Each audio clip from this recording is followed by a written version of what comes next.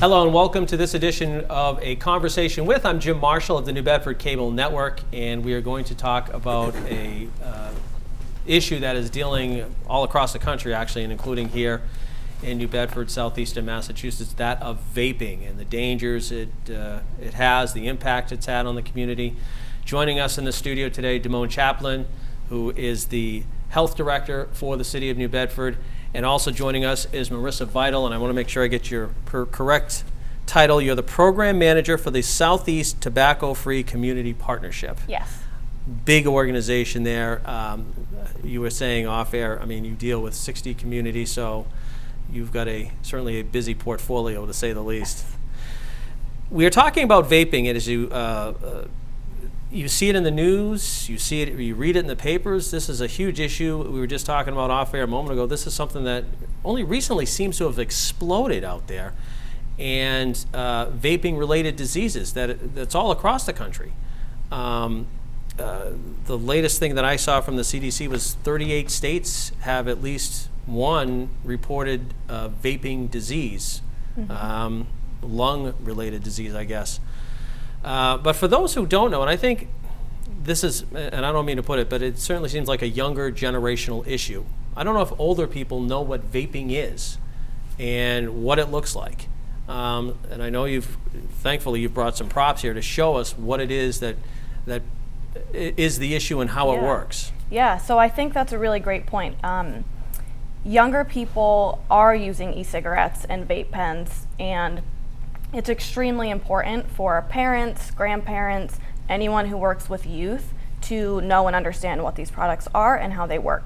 So I'll show you some products, but first, just to sort of explain, vaping really just means inhaling and exhaling aerosol produced from an e-cigarette or a vape.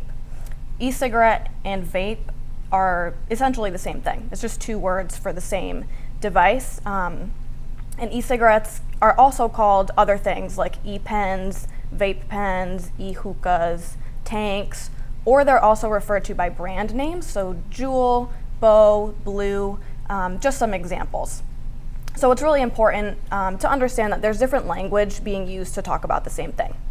So then when we get into what exactly is an e-cigarette or a vape pen, there are a couple of different types.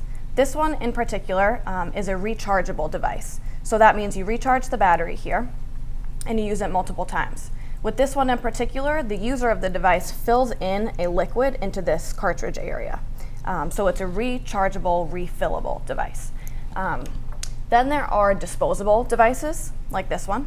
A disposable device, it's essentially one-time use. The battery is pre-charged, it's pre-filled with flavored liquid nicotine, and once it's done, it's done. And then there are rechargeable pod-based devices. So this device is rechargeable. However, the area where the flavored liquid nicotine goes, that's pre-filled, and that's disposable. So to show you, this is the pod. When you purchase this, it's pre-filled with that nicotine. Once it's empty, you toss it and you replace it with another pod. This device in particular is called Joule. This is a really, really popular brand with high schoolers, middle schoolers, college-aged. This is a really, really, really popular e-cigarette brand. And this is what it looks like attached to the charger. So you can see it has a USB charge. It can plug right into the side of a laptop. And it's very small, discreet, and techy, which really speaks to your point that this is something that young people tend to really, really understand. And older people, parents, sometimes don't understand really exactly what the stuff looks like a computer device, to be honest with you. It looks just like a flash drive. And frankly, that's what a lot of people, when this was first coming out, mistook it for, when they saw it perhaps in their child's backpack or plugged into a computer charging at a school. You know, the interesting thing, too, is e-cigarettes seems to have been around longer, I guess, than some of these devices, too. They build it as obviously a way to quit smoking. Mm-hmm. But obviously that's not the case, but it just seems that these have morphed into something more than what they were. I don't know how long e-cigarettes have been around for a while, but they've been around. E-cigarettes have been around for a while, though. It's a myth. It's a myth that they are a cessation product. Exactly. Yeah, so when they first came on the market, e-cigarettes were disposable, so similar to this, but actually they would even sort of look like a combustible cigarette, so same type of coloring and shape and size, of course, and they were marketed and pushed as a tool to quit smoking. However, e-cigarettes are not regulated as cessation tools, such as the patch or the gum or the lozenge. They're not regulated as quit smoking tools, despite what you may hear in some advertising. And I mean, you talked about the different flavors and what have you. I mean, it is, I don't want to say it, but it certainly does seem like that target 18 to 34 age group is what the business is looking for. Yeah, so the tobacco industry historically, and now the vaping industry currently, they have and continue to use three main tactics actually to target kids with tobacco and nicotine products. So they make the products sweet, and this is a really great example. This is an e-liquid for an e-cigarette. This is Sour Patch Kid flavored. I should have let you smell it before we went on the air. It smells exactly like the candy. Yep. This is one of over 8,000 different sweet flavors. So they use the tactic of sweet. They also make the products cheap. Some of these disposable e-cigarettes can be as cheap as $7 or $8. There are often promotions, sales, discounts, extremely discounted starter kits for some of the pod-based e-cigarettes, making it affordable for youth. Youth are extremely price sensitive. And then the other tactic, easy to get, these products can be sold in gas stations, corner stores, mini marts, stores where kids go all the time, stopping maybe 5 days a week after a sports practice or after school on their way home to pick up candy or a drink, and they're seeing this stuff over and over and over again.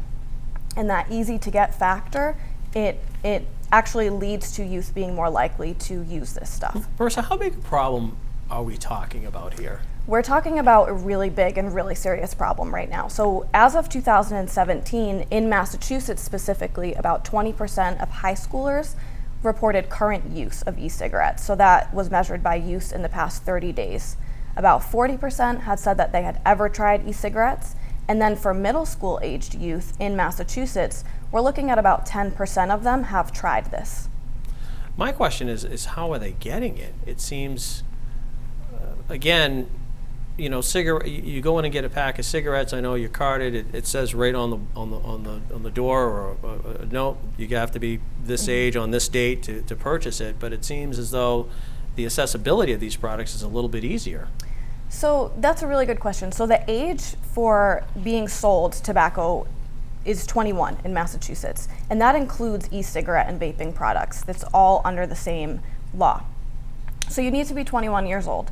However, what we're seeing is that youth are getting these products either directly from a retailer, and that would mean that they're being sold to illegally, or they're getting them from a friend or a social source, someone older than them who perhaps did purchase the product legally. Or we've seen youth able to purchase these products online. And so they are getting them from a variety of sources, to answer your question. And I would assume from your position that it doesn't matter what community or what area, it just seems to be an area that, an issue that's affecting everybody in every town. Absolutely. This is not one single town, it's not one area of the state, it's everywhere. Like you mentioned, I cover 60 states, 60 municipalities, in southeastern Mass. And there are other people who do the same job as me who cover the rest of the entire state of Massachusetts, and we're all seeing and hearing the same exact thing. Every school we go to, every school nurse we talk to, they're dealing with this every single day. And Damone, again, this issue seems to be something that has just exploded on the scene, that you and your staff it's really new when you think about it. It is, and we have from the onset, we have depicted e-cigarettes as tobacco products. Vaping is smoking as far as we're concerned, and that's how we treat it as a health department. We've, along with the state, has increased the eligibility for sale to be 21, so that's statewide and in New Bedford as well. In addition, we put a cap on a number of tobacco retailers or permits that are going to be issued in New Bedford. New Bedford has a very strong smoking community, And so we thought it was important to put a cap on the number of retailers who could sell tobacco. Is that in general or just the vaping? Nope, it's on tobacco permits, Okay. period. We put a cap. And so we're also part of a cluster, Massachusetts Tobacco Control Prevention Cluster, which includes the towns of Dartmouth, Freetown, Fairhaven, Marion, Rochester, and Acushnet. And so together we are working together to develop policies around tobacco, including flavored tobacco and menthol, as a cluster, as a unit, as a regional project.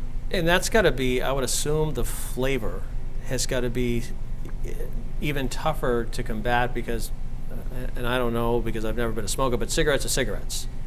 I know there's different brands, but for the most part, the flavors are there is just a certain flavor. But now you're dealing with a product that produces. You've got Sour Patch. You've got I don't even know how many flavors there are, but you've got things that appeal to that younger Yes. generation. Right, and that's why these regulations that Damone mentioned are so important. They're youth prevention strategies. So by removing all of these flavors from a store where a young person perhaps shops every day of the week or 1 or 2 times per week and putting them in stores where only adults are allowed in, you help to reduce access, reduce exposure, and it really is the flavors that we're trying to get after here, the flavors and the density of availability. Flavors are the #1 reason why youth say they've tried these products. Flavors are what attract Really? them to it, and the industry knows that. The industry knows that flavors are what is going to get a kid interested, get a young person interested. Did you know that you can watch any of New Bedford Cable Network shows anytime, anywhere on all of your mobile devices? How, you may ask? Just log on to nbcablenetwork.com and bam! You have all 3 channels at your fingertips: public, educational, and government access. Here, you can view our program schedules, watch our channel's live broadcasts, or search for a particular program in our vast library of shows. Last year alone, New Bedford Cable Network produced over 500 shows, and nearly all of them are available online at nbcablenetwork.com. Not only can you stay up to date with what's happening in your local government and schools, but also dive into some of New Bedford Cable Network's original award-winning programs.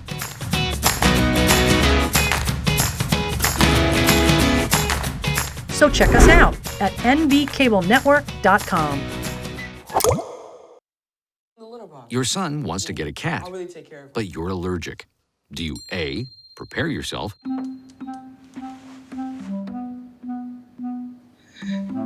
B, make the best of it, C squared equals 25. Good job! or C, find a loophole? When it comes to parenting, there are no perfect answers, but that's okay, because you don't have to be perfect to be a perfect parent. Teens in foster care will love you just the same.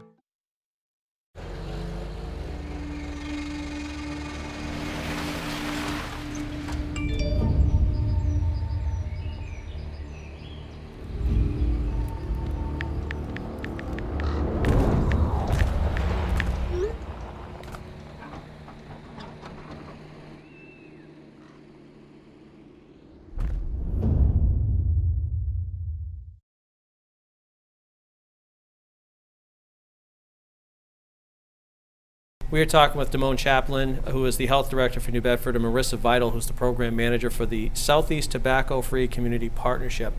The thing that I find interesting is for the longest time, and smoking's gone down in general, but it seems this, and I guess as Damone says, the city of New Bedford considers this smoking, but I don't know if other people do, and you see the smoking numbers go down, but it seems like this is going up. Yes, so from 1995 until 2015, Massachusetts high schoolers, the rate at which they were smoking combustible cigarettes dropped from about 35% to about 6.5%. Wow. We saw huge drop-offs in the amount of high school aged kids here in Mass who were smoking combustible cigarettes.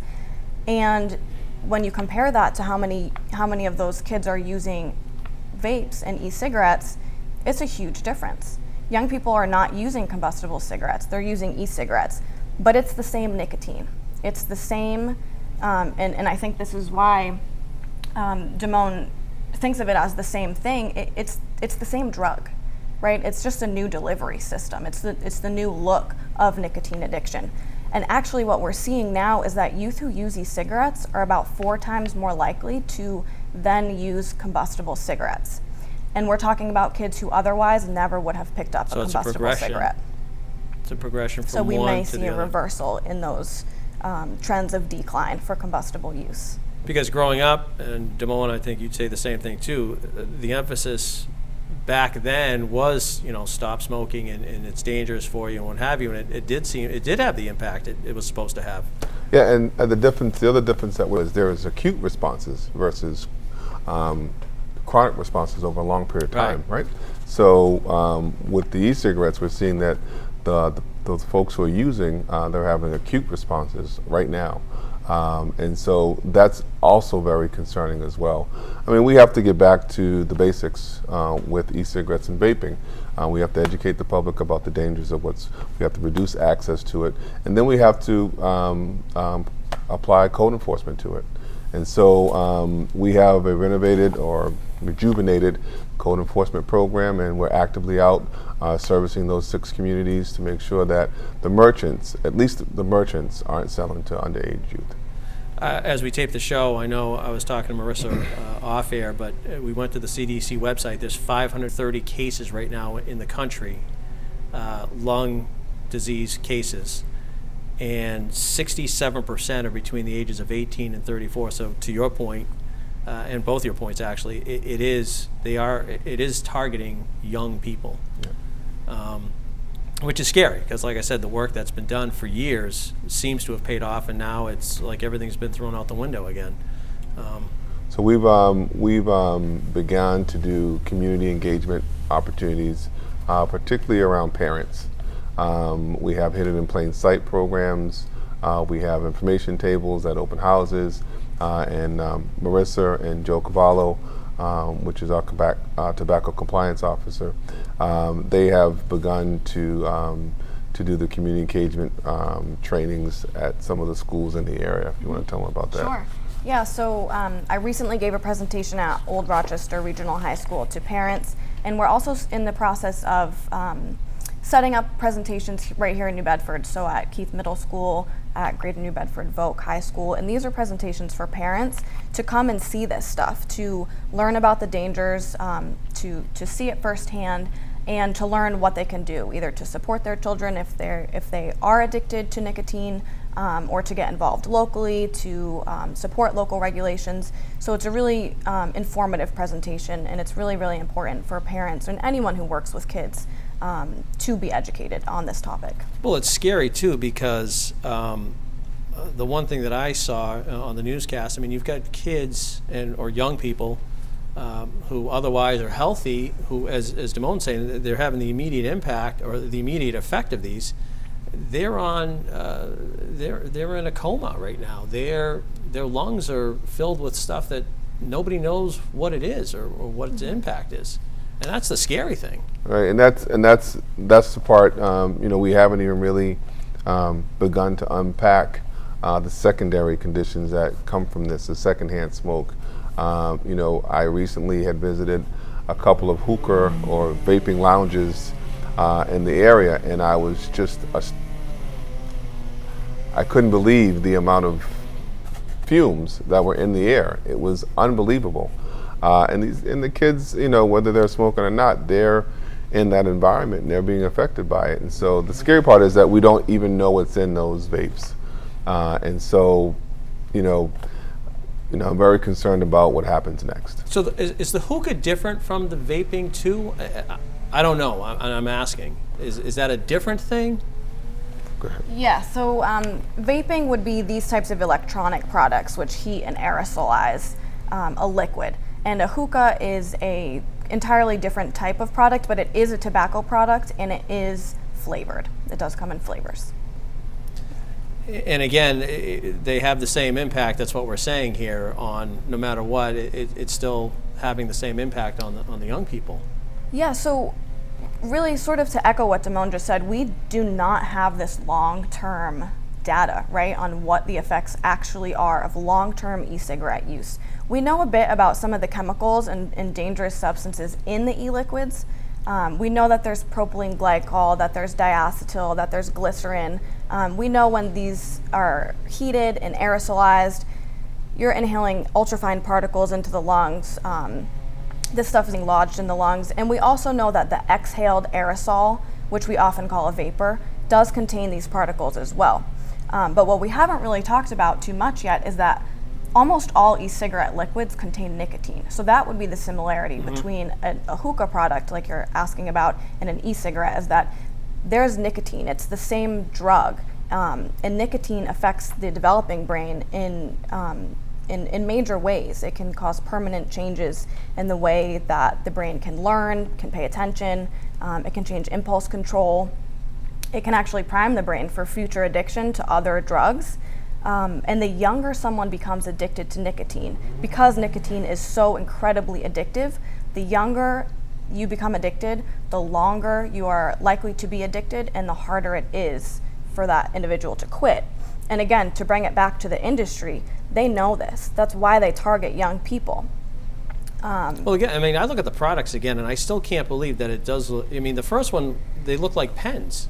You know, something that you would write with. And the other one, you know, looks like, again, a computer piece. Right, a flash drive, a pen, and maybe an eyeliner. Exactly, and it can go right by. And we talk about parents. So what can parents do, if they, especially when they don't know? Yeah. So the first and foremost thing is parents need to educate themselves. So there's a really great website through the Department of Public Health. It's called getoutraged.org. And on that website, everything that we've talked about is up there, but there are also pictures, there are frequently asked questions, there are tips for talking to your kids about vaping, a really amazing resource for parents to get really, really educated on this.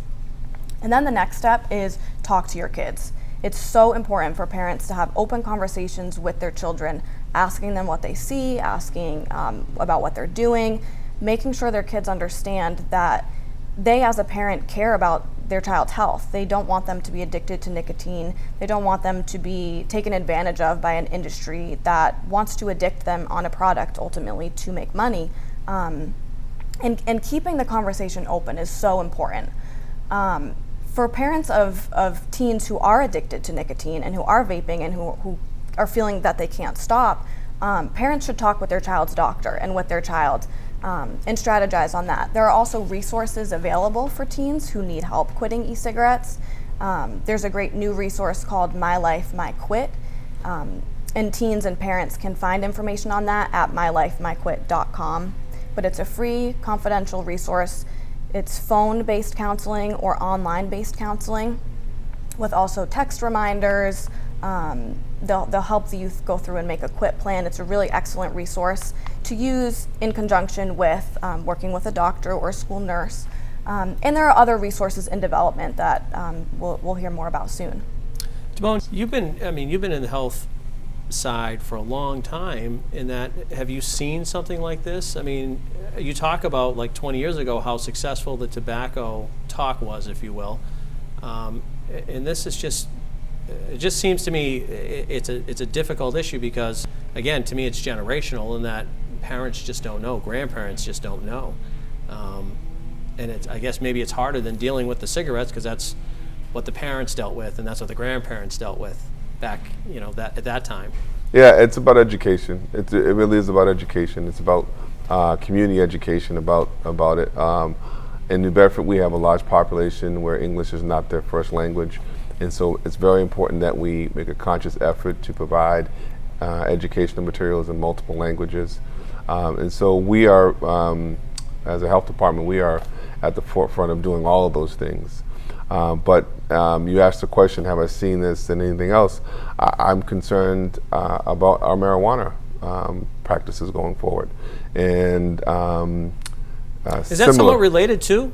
It's similar. It's it's the same activity, the hand-to-mouth activity, pushing fumes into the body that aren't naturally there. Is that same behavior? Yeah. And so, if you ask me, I'm concerned. And so we are putting things in place now to kind of to protect the community and to inform parents. But it's a group effort. You know, we can't do it by ourselves. We need the support of the community. So when we have those public hearings and those meetings around these topics, it's important that parents and concerned citizens come out and support us. Well, what's scary is, I mean, high school, okay, but the middle school kids are doing it too. It's younger. And Yeah. I think the flavor, like you said, probably has a lot to do with that. Absolutely.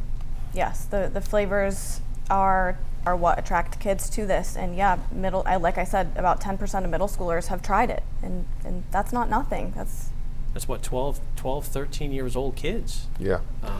I strongly encourage parents who haven't had a chance to partake or be a part of the Hidden in Plain Sight, find one in your community or in your area and go to one. You'd be surprised at how the industry has provided kids with tools to hide these behaviors. Really? Yeah, you'd be surprised. And so, Marissa, you do a Hidden in Plain. Do you do a Hidden in Plain Sight? I don't do Hidden in Plain Sight, but I talk about industry tactics in my presentation with parents so that they can really understand it. And if there's one being held here, we can certainly get it up on our website. Absolutely. And certainly on the bulletin boards and what have you to let folks know that it's out there. It actually might not be a bad thing for us to tape as well, just Correct. to let people know. For people who have any questions or whatever and want to get in touch with each of you, how can they do so? Yeah, so you can get in touch with me by email, which is mvital, V-I-T-A-L, at sevenhills.org, and 7 is spelled all the way out, but I think we can put the text up on the screen. Yep. Or my phone number is 774-634-3955. Damone? And my telephone number at the health department is 508-991-6199, and my email address is damon, D-A-M-O-N, .chaplain@newbedford-ma.gov. Well, it's an interesting topic, and like I said, it's just fascinating to see how this has transpired in such a short amount of time. And I appreciate you both coming in to talk about it. And certainly, if there's things coming down the pike, let us know, and we can get it out there as well. But it was great. I appreciate it very much. Thank you. Thank you very much. All right, that's going to do it for this edition of A Conversation With. I'm Jim Marshall. Thanks for watching.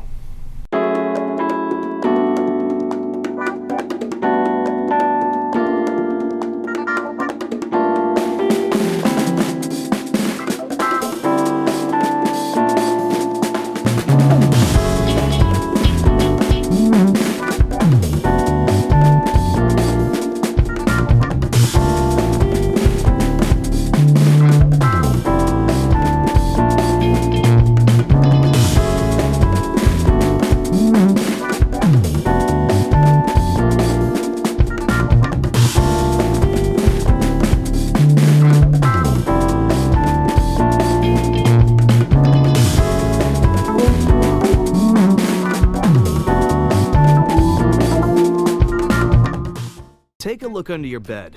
Find stuff under there? What about jobs? No? Now try your closet. Still no jobs? Just more stuff? Well, you really have both. See, stuff is defined as household articles considered as a group. Sometimes this stuff is no longer needed. Wait, no longer needed? That can't be right. Because remember those jobs you were looking for? Those are really needed. And they're the stuff inside your stuff. Our job is to unlock those jobs. And it starts when you donate your stuff to your local Goodwill. Here's how we do it. When you donate to Goodwill, we sell your stuff to provide job training for people right here in your community. So just by teaming up with Goodwill, you help create jobs. And isn't that worth parting with the leftover keytar from your 80s cover band? Goodwill. Donate stuff, create jobs.